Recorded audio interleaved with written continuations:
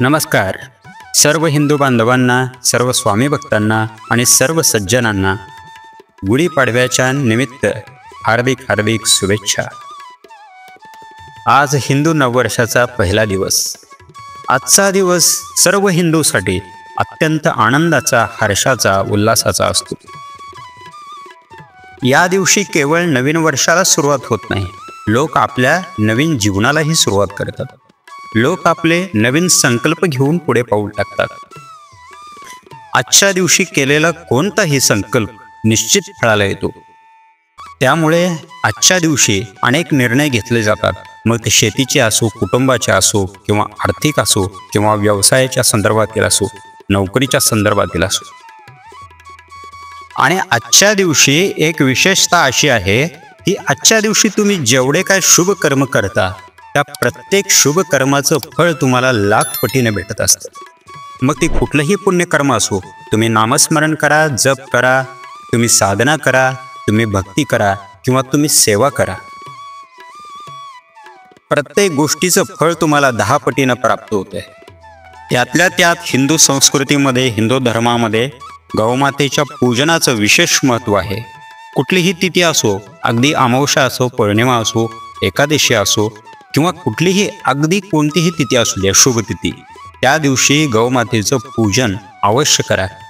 गौमातेचं पूजन केल्यामुळे अनेक प्रकारचे दुःख, अनेक प्रकारचे त्रास, अनेक प्रकारच्या कष्टातून, आपत्तीतून माणसाची सुटका होते. सज्जन हो, गायीची महिमा वेदापासून सांगितली गेली आहे. वेदामध्ये गावो विश्वस्य मातरम, म्हणजे अर्थात गाय ही समस्त विश्वाची माता आहे.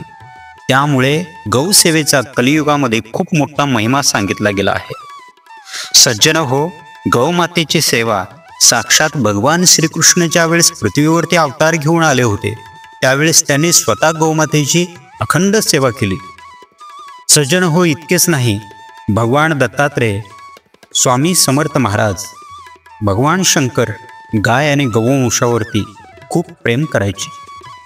भगवान श्रीकृष्णाने तर सांगितलं आहे, जो गायींची सेवा करतो, जो गायीचे संरक्षण करतो, तो माझा अत्यंत निकटचा परमभक्त आहे. कलियुगामध्ये जो गायींची सेवा करेल, संवर्धन करेल, संरक्षण करेल, त्याची भक्ती मी कुठल्याही अटीशिवाय स्वीकार करतो. भगवान श्रीकृष्ण म्हणतात, गाय हे माझं जीवन आहे, गाय हे माझं हृदय आहे, गाय हे माझं सर्वस्व आहे. तर सज्जन हो, एक गोष्ट व्यवस्थित लक्षात घ्या. ईश्वरापासून वेदापर्यंत, ग्रंथापर्यंत, सर्व साधू संतांपर्यंत गौमातेचा खूप मोठा महिमा सांगितला गेला आहे. आणि इतकेच नव्हे, आजचं आधुनिक विज्ञानही हे सिद्ध करत आहे की गौमातेच्या सानिध्यात केल्याने कुठले फायदे होतात, गौमातेची सेवा केल्याने कुठले फायदे होतात, गौमातेचं गोमूत्र जे आहे किंवा शेण जे आहे त्याचा उपयोग आपल्या जीवनात केल्यानं काय फायदे होतात. गाईच्या दुधाला जे अमृत म्हणून सांगितलं गेलेलं आहे शास्त्रामध्ये, त्याच गाईच्या दुधाचा, त्याच गाईच्या पंचगव्याचा महिमा आजचं विज्ञानही सिद्ध करत आहे, सांगत आहे. तर सज्जन हो, गौमातेचा अपरंपार महिमा आहे. देवादिकापासून साधू संतांपर्यंत, अध्यात्मापासून विज्ञानापर्यंत गौमातेचा महिमा सिद्ध होत आहे आजच्या घडीलाही. तेव्हा एक गोष्ट लक्षात घ्या, कुठलीही तिथी असू द्या, कुठलीही, अगदी कुठलीही शुभ तिथी असू द्या, त्या शुभ तिथीला, त्या शुभ दिवशी, त्या शुभ मुहूर्तावर जवळच्या कुठल्याही गौशाळेत जा आणि त्या ठिकाणी जाऊन तुम्हाला 2 गोष्टी करायच्या आहेत.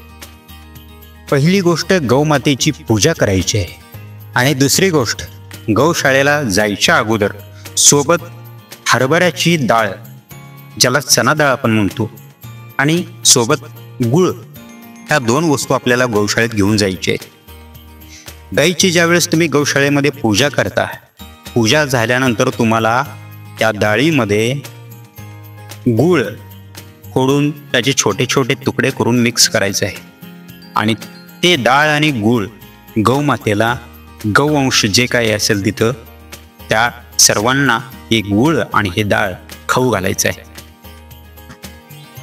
कुठल्याही शुभ मुहूर्तावर किंवा शुभ तिथीला गूळ आणि डाळ गाईला खाऊ घालण्याचा खूप मोठा महिमा आहे. यामुळे अनेक कष्ट दूर होतात, अनेक प्रकारची चिंता नष्ट होऊन जाते. तुमच्या डोक्यावर कर्ज असेल तर ते दूर व्हायला लागतं. तुम्हाला आरोग्याचा कुठला त्रास असेल तर तो कमी होतो. तुम्हाला मानसिक कुठला त्रास असेल तर तोही कमी होतो. आपल्या घरावरती किंवा घरातल्या कुठल्याही व्यक्तीवरती जर कुठल्याही वाईट शक्तीचा प्रयोग असेल किंवा प्रभाव असेल तर तोही गौसेवेने पूर्ण नाहीसा होऊन जातो, समूळ नष्ट होऊन जातो. गौमातेची कृपा साक्षात ईश्वराची कृपा आहे. शास्त्रामध्ये, वेदामध्ये, पुराणामध्ये सांगितलेलं आहे की गौमातेच्या शरीरामध्ये 33 कोटी देवता वास करतात. आणि हे डाळ खाऊ घातल्यानंतर तुम्हाला गौमातेच्या 5 प्रदक्षिणा करायच्या आहेत आणि त्यानंतर गौमातेची शेपटी आपल्या डोक्यावरून पाठीवरून फिरवायची आहे. यामुळे तुमच्यावरती कुठल्याही निगेटिव्ह शक्तीचा जर प्रभाव असेल तर तो नष्ट होऊन जातो. सज्जन हो, गौमातेची सेवा खूप खूप खूप पुण्यदायी आहे. खूप पुण्यलाभ होतो गौमातेच्या सेवेत. गौमातेची सेवा केल्यामुळे पितरांची मुक्ती होते. गौमातेची सेवा केल्यामुळे पितृदोष सुद्धा नाहीसा होतो. गौमाता ज्या घरामध्ये राहते त्या घरातील सर्व वास्तुदोष नष्ट होऊन जातात. गौमाता ज्या ठिकाणी असते त्या ठिकाणापासून भोवताली वर्तुळाकार 16 मीटरपर्यंत तिची सात्विक ओरा पसरलेली असते, तिची सात्विक एनर्जी पसरलेली असते. त्या क्षेत्रामध्ये कुठलाही व्यक्ती जर गेला तर त्याला त्याचा लाभ निश्चित होतो. सज्जन हो, तुमच्या घरामध्ये जर गाय असेल तर तुमच्यासारखा भाग्यवान व्यक्तीच दुसरा कुणी नाही आहे. पण समजा तुम्ही शहरात राहत असाल, गौमाता घरामध्ये तिचं संवर्धन करणं, पालनपोषण करणं तुम्हाला शक्य नसेल तर तुमच्या जवळपासच्या परिसरामध्ये ज्याही ठिकाणी कुठेही गौशाळा असेल त्या गौशाळेमध्ये निश्चित महिन्यातून एका वेळेला अवश्य जात जा. गौमातेच्या सानिध्यामध्ये अर्धा तास बसून येत जा. गाईच्या अंगावरून हात फिरवून पाहत जा. त्या गाईच्या हृदयातलं वात्सल्य काय असतं, तिच्या भावना काय असतात ते तुम्हाला लक्षात येईल. सज्जन हो, गौमाता साक्षात आईसारखं प्रेम करते. तिला बोलता येत नाही, तिला शब्दातून प्रेम सांगता येत नाही, पण तुम्ही जसं जसं तिच्या संपर्कात जाऊ लागाल तसं तसं तुम्हाला लक्षात येईल की तिच्या किती तीव्र भावना असतात, तिच्या हृदयामध्ये किती वात्सल्य भरलेलं आहे, तिच्या हृदयामध्ये किती प्रेम भरलेलं आहे, तिच्या हृदयामध्ये किती करुणा भरलेली आहे. आणि हे प्रेम निस्वार्थ आहे आणि हे प्रेम निष्कपट आहे. याच्यामध्ये कुठलाही लोभ, मोह, अहंकार, स्वार्थ किंवा कपट किंवा छल असा कुठलाही प्रकार नाही. शुद्ध प्रेम आहे. आणि असं शुद्ध प्रेम करणारी गौमाता आपल्या भारतीय संस्कृतीमध्ये भगवंताने जन्माला घातली आणि ती आज आपल्याला उपलब्ध आहे, हे आपलं अहोभाग्य आहे. त्यामुळे घरामध्ये जरी गौमाता ठेवणं शक्य नसेल तर शेजारी ज्याही ठिकाणी तुमच्या जवळपास कुठेही गौशाळा असेल त्या ठिकाणी जाऊन तुम्ही गौमातेची सेवा अवश्य करा.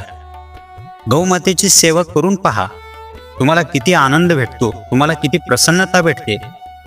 तुमचे दुःख, शोक, टेन्शन, चिंता, जे काही मानसिक समस्या आहेत तुमच्या, त्या सर्व कशा नाहीशा होतात याचा अनुभव एकदा घेऊन पहा. तुम्ही गौमातेच्या सानिध्यात गेल्यानंतर क्षणभरात मानसिक सर्व चिंता मिटून जातात. गौमातेच्या सानिध्यात गेल्याबरोबर तुमच्या डोक्यामध्ये कितीही टेन्शन असू द्या ते हलकं व्हायला सुरुवात होते. इतकी सात्विक ऊर्जा तिच्यातून सतत बाहेर पडत असते. जो तिच्या सानिध्यात जातो त्या सात्विक ऊर्जेचा त्याला निश्चित फायदा होतो. तेव्हा गौशाळेत जा, गौमातेला हिरवा चारा खाऊ घाला. जर तुम्हाला शक्य नसेल ना तर त्या गौशाळेमधील एखाद्या गाईचं पालनपोषणाचा खर्च तुम्ही उचला आणि घर बसल्या तुम्ही एका गाईच्या सेवेचं पुण्य पदरात पाडून घेऊ शकता. तर सज्जन हो, गौमातेची सेवा आणि गौमाता आपल्या राष्ट्रासाठी, आपल्या हितासाठी, आपल्या शेतीसाठी, आपल्या आरोग्यासाठी आपल्या मानसिक आरोग्यासाठी आणि आध्यात्मिक उन्नतीसाठी गौमाता अत्यंत महत्त्वाची आहे. गौमातेशिवाय या क्षेत्रात प्रगती करणं अशक्य आहे. तर सज्जन हो, गौमातेचा महिमा समजून घ्या. गौमातेचं काय महत्त्व आहे ते समजून घ्या. अजूनही ही वेळ आपल्या हातातून गेलेली नाही आहे. कुठल्याही प्रकारे गाईला जगवण्यासाठी सहकार्य करा, योगदान करा.